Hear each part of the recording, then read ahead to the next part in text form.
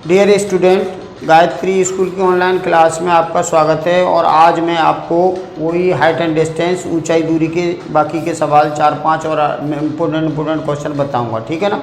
कल मैंने 4 क्वेश्चन बताए थे सॉल्व एग्जाम्पल के, आज एक्सरसाइज के बताऊंगा। ठीक, तो अच्छी तरह से देखिए और इनको चित्र बनाना सीख लो। संख्या पढ़ पढ़ के चित्र कैसे बनाते हैं, सबसे मुख्य काम है चित्र बनाना। 50% काम चित्र बनाना, बाकी की कैलकुलेशन में कुछ नहीं है। 2 इक्वेशन बनती हैं, एक का समीकरण का मान उठा के दूसरे समीकरण में लगाते हैं और वैल्यू आती है। ठीक है, तो ध्यान दो। यहाँ से 8.1 एक्सरसाइज में देखिए, एक ही एक्सरसाइज है इसके अंदर। Question number 11। क्वेश्चन नंबर 11 में एक मीनार क्षैतिज तल पर ऊर्ध्वाधर खड़ी है। एक मीनार क्षैतिज तल पर ऊर्ध्वाधर खड़ी है। ये मीनार है, क्षैतिज तल पर ऊर्ध्वाधर खड़ी है। और यदि सूर्य का अनुकोण 30 हो और मीनार की छाया की लंबाई 45 मीटर हो तो मीनार की ऊंचाई बताओ। देखो, ये अनुकोण तो 30 है और छाया की लंबाई होगी जमीन पे, तो ये छाया की लंबाई है 50 मीटर। और ये कह रहा है मीनार की ऊंचाई बताओ h। तो क्वेश्चन सिंपल है, छोटा सा ही क्वेश्चन है ये। एक बार फिर देख लो। एक मीनार क्षैतिज समतल पर ऊर्ध्वाधर खड़ी है। ये सूर्य का अनुकोण 30 अंश हो तो मीनार की छाया की लंबाई 45 मीटर हो तो मीनार की ऊंचाई बताओ। ये मीनार की ऊंचाई पूछी है, तो यहाँ लिखेंगे माना। जो चीज़ पूछते हैं वो लिखते हैं। माना मीनार की ऊंचाई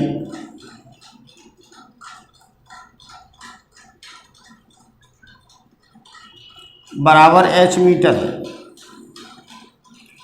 भाई, जो चीज़ हमें निकालनी है उसको हम पहले लिखेंगे। ठीक है, हमें h निकालना है। अगर हमने ये बना दिया, ये नहीं लिखा, तो हमें कैसे मालूम पड़ेगा मीनार कौन सी है। अब इसके बाद त्रिभुज ABC में, त्रिभुज ABC में यहाँ से देखो, कोण के सामने की भुजा लंब होती है और ये आधार है। तो लंब बटे आधार tan 30 और tan होता है लंब बटे आधार। तो tan 30 का मान होगा 1/√3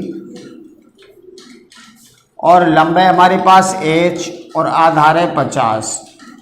तो ऐसे ऐसे मल्टीप्लाई करेंगे तो ये हो जाएगा √3h बराबर 50। तो h बराबर आएगा 50 और √3 का भाग लगा दो ऐसे। अब √3 का ऊपर नीचे गुणा करो, तो √3 और √3 का ऊपर नीचे गुणा किया तो ये हो जाएगा 50 √3 बटे 3 और √3 का गुणा 3। अब √3 का मान लगा दो, तो h बराबर 50 √3 का मान होता है 1.732। देखो, √2 होता है 1.414, याद कर लेना। और √3 होता है 1.732। तो ये आपको मान याद होने चाहिए, ये बटे में 3। अब आप इसका गुणा करो और इससे भाग लगाओ। तो यहाँ देखो, 0 से गुणा करेंगे तो ये हो जाएगा 17.32 बटे 3। आगे करेंगे 5 का गुणा, 5 दूनी 10 हासिल 1, 5 15 1 16 हासिल 1, 5 7 35 36 हासिल 3, 5 और 3 8 बटे 3। तो इसका 8 दूनी 16 और 3 दूनी 6, 2 बचे 8 24, 2 बचे 8 24, 2 बचे 6 18, इतने मीटर। तो ये क्या है, मीनार की ऊंचाई। तो यहाँ लिखेंगे अतः मीनार की ऊंचाई बराबर h माना था, तो ये आया 28.86 मीटर। ऐसे आपको ये क्वेश्चन करना है, सिंपल क्वेश्चन है, इसमें कुछ नहीं है। उसने ये कहा है एक मीनार ऊर्ध्वाधर खड़ी है और किसी बिंदु से मीनार के शिखर का अनुकोण 30 है और ये छाया 50 है, तो मीनार की ऊंचाई बताओ। तो tan 30 बराबर h बटे 50 लिखा है और h का मान निकाला है। ठीक है, अब इसमें क्वेश्चन नंबर 12 अब इसके बाद क्वेश्चन नंबर 13 देखो, 13 इम्पोर्टेंट है। जो जो इम्पोर्टेंट क्वेश्चन नज़र आ रहे हैं वो बता दूंगा। तो क्वेश्चन नंबर 13, ये तो बहुत ईजी था, ये 1 नंबर का क्वेश्चन आएगा तो। और 13वां क्वेश्चन है इसमें हमारे पास, किसी अपूर्ण मीनार के आधार से 120 मीटर दूर किसी बिंदु से मीनार के शिखर का उन्नयन कोण 30 है। देखो अपूर्ण मीनार है, ये अलग टाइप का क्वेश्चन है। तो अपूर्ण यानी आधी बनी है, तो यहाँ से मीनार के आधार से 120 मीटर दूर से, 120 मीटर दूर से मीनार के ये शिखर का उन्नयन कोण 30 है। अब वो ये कह रहा है मीनार को ज्ञात कीजिए, मीनार को कितना और ऊंचा बनाया जाए कि उसी स्थान पर कोण है ना 60 का हो जाए। तो मान लो उसने ये बढ़ाया मीनार को, ये इतना बढ़ाया, ठीक है। फिर उन्नयन कोण यहाँ पे कितने का हो रहा है, 60 का हो रहा है। तो ये 60 का हो जाए। तो हमें ये पूछा है बढ़ाई गई मीनार की ऊंचाई, इसको आपको वाई मान लो चलो, और यहाँ तक इसको x मान लो। तो ये a है, ये b है, ये c है और ये d है। हमें इसमें y का मान चाहिए। तो यहाँ देखिए, माना बढ़ाई गई मीनार की ऊंचाई, बढ़ाई गई मीनार की ऊंचाई, माना बढ़ाई गई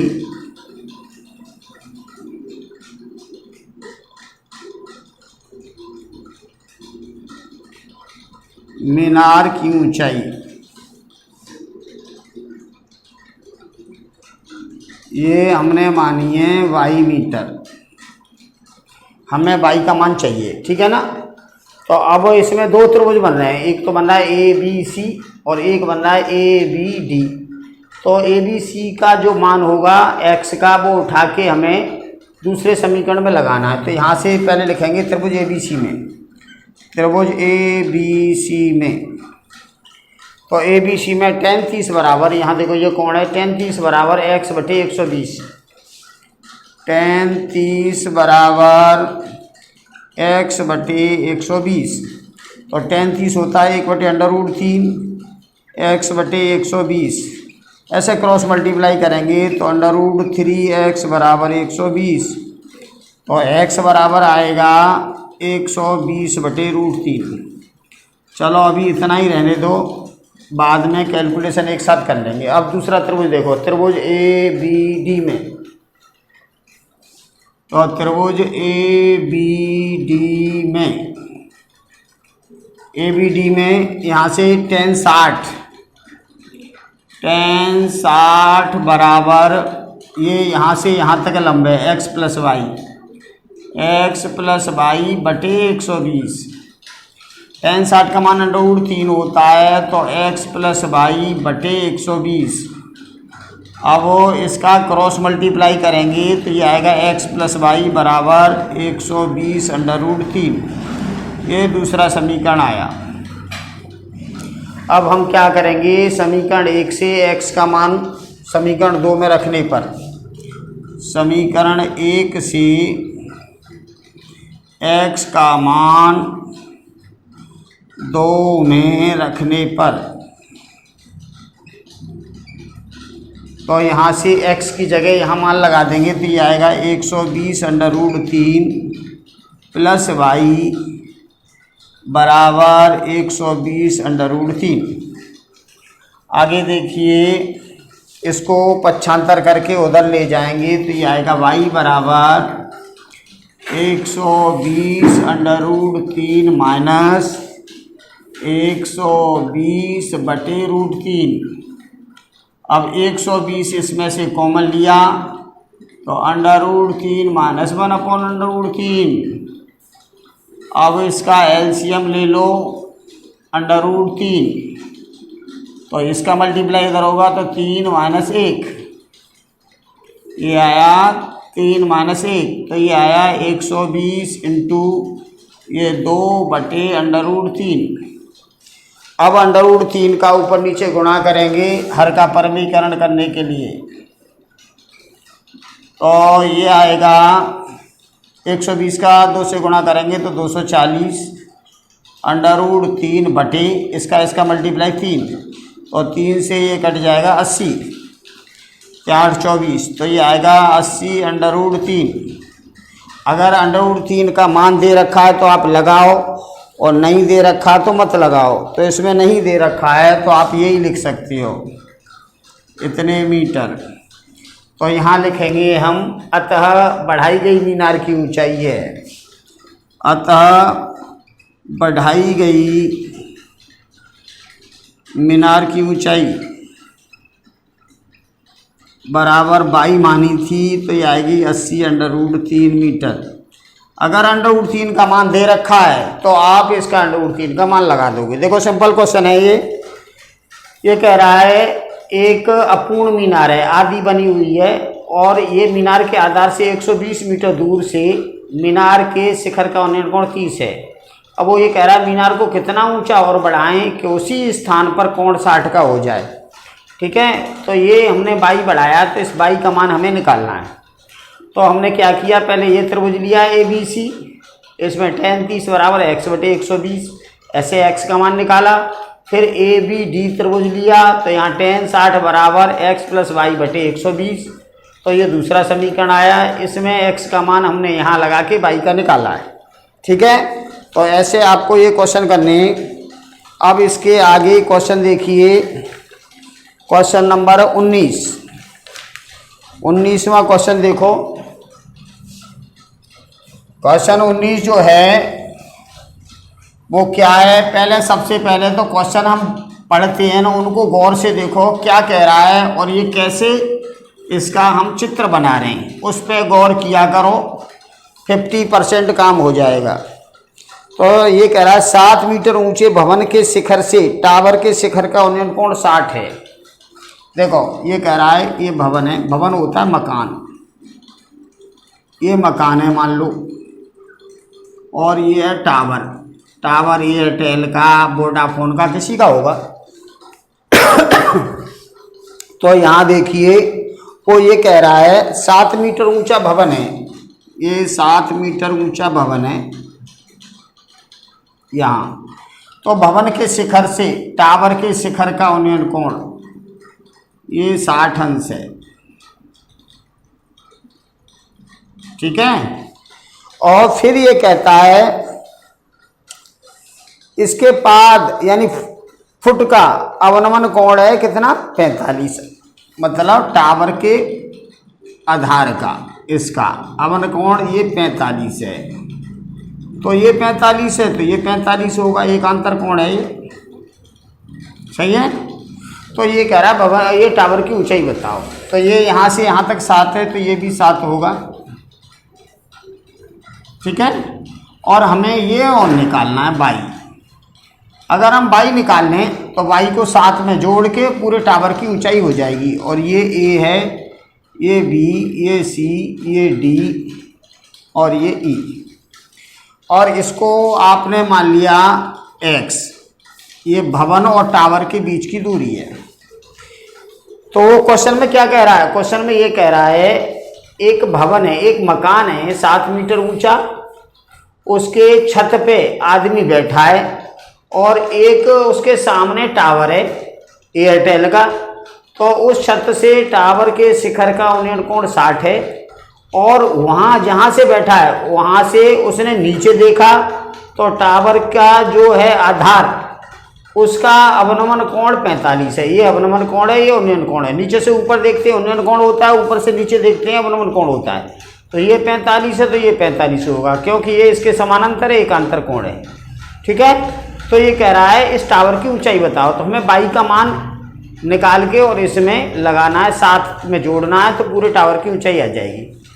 तो ये x है तो ये भी x होगा यहाँ से यहाँ तक। तो इस क्वेश्चन को करेंगे कैसे, देखो पहले हम ये वाला त्रिभुज लेंगे, इसमें करेंगे tan 45 बराबर 7 बटे x निकाल लेंगे। अब x निकाल के ये x यहाँ आ जाएगी। अब फिर करेंगे y बटे ये tan 60 बराबर, तो y निकाल लेंगे और y को 7 में जोड़ के और फिर है ना टावर की ऊंचाई आ जाएगी। तो हम लिख रहे हैं यहाँ पे माना टावर की ऊंचाई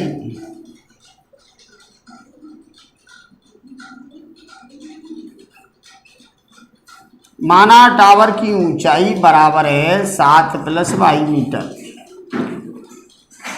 ये यहाँ से यहाँ तक 7 और ये y, और यहाँ से यहाँ तक है टावर, ठीक है ना। अब पहले हम ले रहे हैं त्रिभुज ABE में, त्रिभुज ABE में यहाँ से देखो tan 45 बराबर लंब बटे आधार, और tan 45 बराबर 7/x। तो tan 45 का मान 1 होता है तो 7/x, और x का गुणा इधर हो जाएगा तो x बराबर 7 मीटर आएगा। तो ये तो x की वैल्यू आई, ठीक है। अब दूसरा देखो त्रिभुज ECD में, ECD में, अब ECD में देखिए तो यहाँ tan 60 बराबर,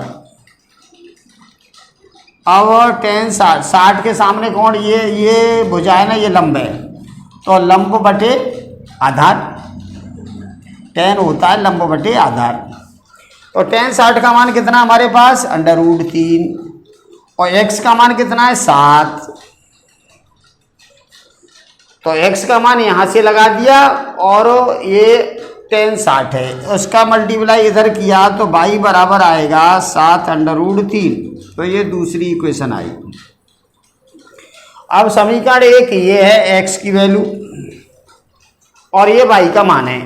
अब y को हम साथ में जोड़ देंगे तो ये कुल टावर की ऊंचाई हो जाएगी। तो यहाँ लिखो टावर की ऊंचाई क्या है हमारे पास, टावर की ऊंचाई है हमारे पास y + 7, और y का मान समीकरण 2 से लगा दो, तो y का मान लगाया 7√3, और ये 7 और है, ये समीकरण 2 से लगाया है इसका मान, तो इसमें से 7 लिया कॉमन, तो √3 + 1। अब √3 का मान दे रखा है तो लगा दो, √3 का मान होता है 1.732 + 1, तो ये इसको जोड़ेंगे तो ये हो जाएगा 2.732, और 7 का गुणा करेंगे तो 7 दूनी 14 हासिल 1, 7 या 21 और 1 22 हासिल 2, 7 7 49 और 2 51 हासिल 5, और 7 दूनी 14 और 5 19, तो ये आएगा इतने मीटर, इतने मीटर 19.124 मीटर है टावर की ऊंचाई, ठीक है। एक बार फिर देख लो क्वेश्चन, वो कह रहा है भवन की छत से टावर के शिखर का कोण 60 है, और वहीं से टावर के आधार का अवनमन कोण 45 है, तो ये 45 है तो ये 45 है, और वो कह रहा है टावर की ऊंचाई बताओ, भवन की ऊंचाई 7 दे रखी है, तो ये 7 है तो यहाँ तक ये 7 है, हम y का मान निकाल के और हमने इसमें प्लस किया है साथ में, ठीक है। सिंपल क्वेश्चन है, ज़्यादा कठिन नहीं है। अब इसके बाद आगे देखो, ये कौन सा क्वेश्चन है हमारा, ये है क्वेश्चन नंबर 19वां क्वेश्चन है ये।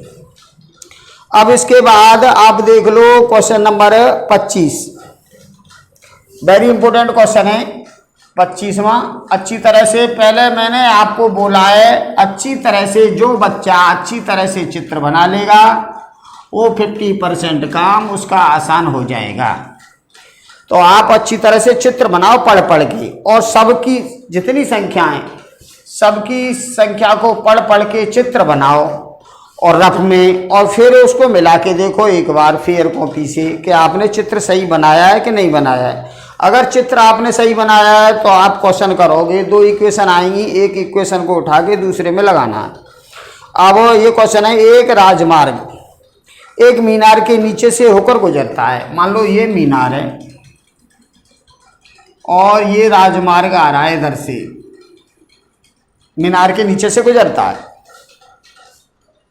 अब कहता है वो एक आदमी मीनार के शिखर से एक कार का अवनमन कोण 30 अंश पर देखता है। वह कार एक समान गति से मीनार के नज़दीक आ रही है। 6 सेकंड के पश्चात फिर अवनमन कोण 60 हो जाता है। तो कितने समय में मीनार से नीचे से कार गुजरेगी? तो देखो यहाँ पे आदमी बैठा है मीनार की छत पे, तो उसने पहले देखा यहाँ पे एक कार है, तो उसने देखा यहाँ से अवनमन कोण है बेटा, तो ये अवनमन कोण कितना है 30 है, तो ये 30 है, तो हमारा ये 30 होगा। अब कार भवन की कार है ना, मीनार की ओर जा रही है धीमे धीमे, और 6 सेकंड पश्चात यानी 6 सेकंड बाद कार मान लो यहाँ पहुँच जाती है, सपोज दैट। फिर ऊपर से मीनार के ऊपर से उसने देखा तो कोण है ना, अवनमन कोण ये 60 हो जाता है, तो ये 60 हो गया। तो कह रहा है कि मीनार तक कितने समय में पहुंचेगी, यानी टी का मान चाहिए हमें। एक बार फिर देख लो अच्छी तरह से, वो कह रहा है एक राजमार्ग एक मीनार के नीचे से गुजर रहा है। एक आदमी मीनार के शिखर से एक कार को अवनमन कोण 30 अंश पर देखता है। वह कार एक समान गति से मीनार के नज़दीक आ रही है। 6 सेकंड के पश्चात कार का अवनमन कोण 60 हो जाता है। तो कार कितने समय में मीनार के नीचे से गुजर जाएगी? तो अगर यहाँ से यहाँ तक समय निकालो, कितने समय में गुजर जाएगी? 6 सेकंड बाद यहाँ है और ये है, तो कितने समय में मीनार के नीचे से गुजर जाएगी? तो पहले तो टी का मान निकालो। मान लो यहाँ से बी से सी तक पहुँचने में टी समय लगता है उसको, ठीक है। एक बार इसका 25वां क्वेश्चन है। 25वें क्वेश्चन में तो ये यहाँ से यहाँ तक का समय पूछा है, क्योंकि उसका आंसर जो है 3 सेकंड है। अगर ये इसमें प्लस करते तो 9 सेकंड होता, ठीक है ना। तो आपको बी से सी तक जाने में कितना समय लगेगा ये पूछा है। तो हम लिखेंगे माना कार को मीनार तक पहुंचने में लगा समय, मीनार तक पहुंचने में लगा समय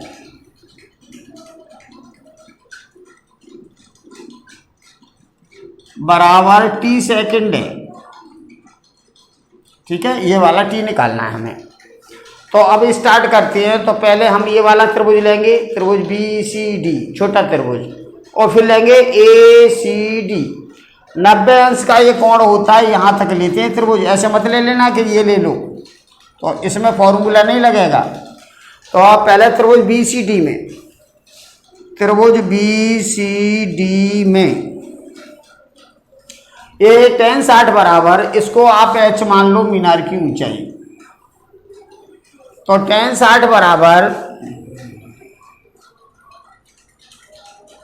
ये आएगा h/t, और tan 60 का मान √3, तो h/t, तो t का मल्टीप्लाई इधर हो जाएगा, तो ये आएगा h बराबर √3t। ये पहला समीकरण बना। अब दूसरा देखिए त्रिभुज ए सी डी में, त्रिभुज ए सी डी में tan 30 बराबर ये h/6 + t। देख लो ये ना आधार यहाँ से लेके यहाँ तक होगा, तो 6 + t आधार है और लंबवत ऊंचाई h है। तो tan 30 का मान होता है 1/√3, तो ये आएगा h/6 + t। अब इसका बज्जुगुणा करेंगे तो ये आया हमारे पास 6 + t या √3h बराबर 6 + t, ये आया दूसरा समीकरण।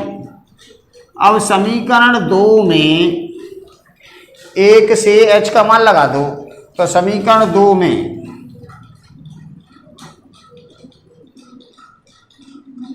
समीकरण 1 से मान रखने पर, 1 से मान रखने पर, समीकरण 1 से मान लगाएंगे तो h का मान है √3t, तो यहाँ लगा दो, तो √3 और √3t बराबर, इसकी जगह √3 लगाया और तो 6 + t। अब ये हो जाएगा 3t, और ये t को हम इधर लाएंगे तो -t, और बराबर 6, तो 2t बराबर 6, तो t बराबर आएगा 6/2 यानी 3 सेकंड। तो हमें t का मान ही निकालना था, तो हम लिखेंगे अतः कार को मीनार तक पहुंचने में लगा समय, अतः कार को मीनार तक पहुंचने में लगा समय